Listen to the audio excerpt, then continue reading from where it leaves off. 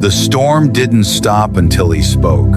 Dark waves clawed at the boat. Wind tore across the water, shrieking in fury. Every creak of timber and splash of sea sounded like the world was unmaking itself. The disciples gripped the sides, their faces pale, teeth clenched, hearts hammering. They had seen storms before, but never like this. The lake itself seemed alive, a roaring, restless force that no human hand could tame. Amid the chaos, he slept. There, on a simple mat in the stern, the man who had walked among them, healed the sick and calmed crowds, lay silent. Water licked at their ankles. Thunder fractured the sky. Fear gripped every soul. And yet, he did not stir. If you've ever wondered what it means to trust when the storm rages around you, pause here. Like the video, share it with someone who needs courage today, and subscribe to Bible Story Vault for more cinematic explorations of Scripture. Is right. Earlier that evening, they had set out across the sea. The sun had dipped below the horizon, painting the sky in bruised purples and reds. The air smelled of salt and impending rain. He had spoken of faith, of courage, of things unseen, but now, in the small boat, those words seemed distant. The wind had shifted. Clouds gathered, black and swollen, blotting out the stars. A wave slammed against the hull. Water poured in. One of the disciples shouted. Another grabbed a rope, their voices overlapping in panic. They could not remember ever feeling so powerless. He slept. Peter leaned forward, shaking him. "Teacher, don't you care that we're about to die?" The words cut through the storm, trembling in their own terror. Yet still, he rested, eyes closed, breathing steady. The storm howled. The boat pitched violently, and their hearts refused calm. Then, finally, he rose. The voice that spoke across crowds, that healed the sick and stilled the demon-possessed, now spoke into the darkness.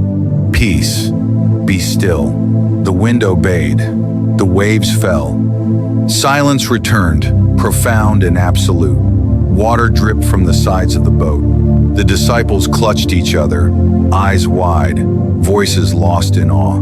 They had seen the storm. They had felt the panic. And now, they understood power, the authority of the Word made flesh.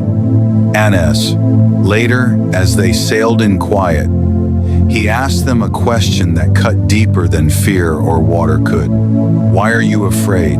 Do you still have no faith?" The disciples could not answer. Their minds replayed the terror, the helplessness, the sudden peace that followed his voice. They had known storms before. They had known fear. But never had they understood the authority of God's presence. Never had they witnessed the quiet supremacy of obedience. This storm had been literal but also spiritual. It was a mirror of the storms we carry inside: anxiety, doubt, anger, uncertainty. And it revealed a truth that only appears in extremity: that the voice of the Lord is stronger than chaos, louder than panic, and capable of commanding even the unrelenting forces of nature. Annas, we often rush through life, forgetting that storms are meant to teach. The disciples thought the waves would drown them. They thought their faith would break. But the storm had a purpose. It revealed who they were and who He truly is. The world rages, fear presses, chaos rises. Yet even then, when everything threatens collapse, a single word can transform despair into calm, panic into faith. We are invited into that same understanding. Our storms, whether in our minds, our relationships, or our circumstances, are opportunities to witness God's presence. To trust the voice that speaks peace in the middle of our fear. To know that when He speaks, even the winds and waves obey. Endo. And so the boat reached the other shore. The disciples, shaken, changed, could scarcely comprehend what had happened. They had glimpsed eternity in a single breath.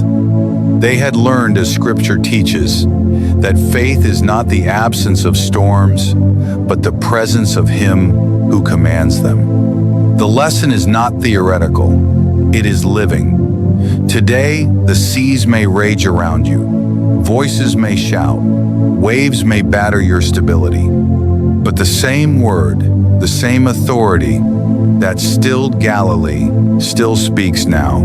Peace, be still. Endo. The story does not end with calm waters alone. It continues in every heart that trusts, in every soul that waits, and in every life that remembers. The storm is never stronger than the one who calls it to obedience. And when we hear His voice, when we let His presence take root, we discover a calm deeper than understanding, a peace that surpasses fear, and a faith that refuses to be shaken. Subscribe to Bible Story Vault for more cinematic journeys through Scripture, where storms meet the Word and ancient truths breathe anew in our modern world.